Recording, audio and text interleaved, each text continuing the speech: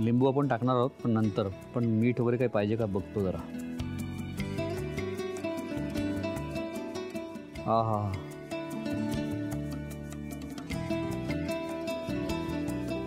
थोडीशी काळी मिरी अजून पाहिजे।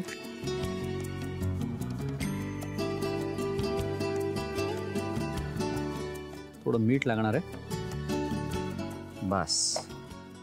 आणि लिंबू टाकल्यानंतर तिची टेस्ट एकदम ॲडजस्ट होणार आहे छान।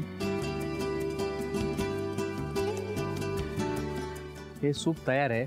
ज्याला आवडत असेल त्यांनी 1-2 चमच्यात क्रीम टाकलं तरी चालेल, ठीक आहे। आणि दुसरी गोष्ट म्हणजे मी याच्यात टाकणार आहे हे जवसाचे दाणे आहेत ते टाकणार आहे। हे खारवलेले जवसाचे दाणे रेडीमेड मिळतात किंवा घरी पण आपल्याला करता येतात, तर हे दाणे टाकणार आहे। म्हणजे कसं होईल की सूप गरमागरम असेल आणि त्याचबरोबर हे क्रंची असे जेव्हा दाणे दाताखाली येतील तेव्हा मस्त टेस्ट लागते।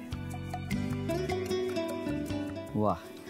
आणि आता सगळ्यात शेवटी टाकायचं आहे आपल्याला लिंबू थोडं बस।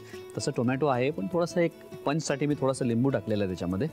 आपलं हे सूप तयार आहे। मी एक काम करतो, याला बाउलमध्ये काढून घेतो, त्याच्यावरती जवसाचे दाणे वगैरे टाकून गार्निश करतो, थोडं क्रीम वगैरे टाकून घेतो।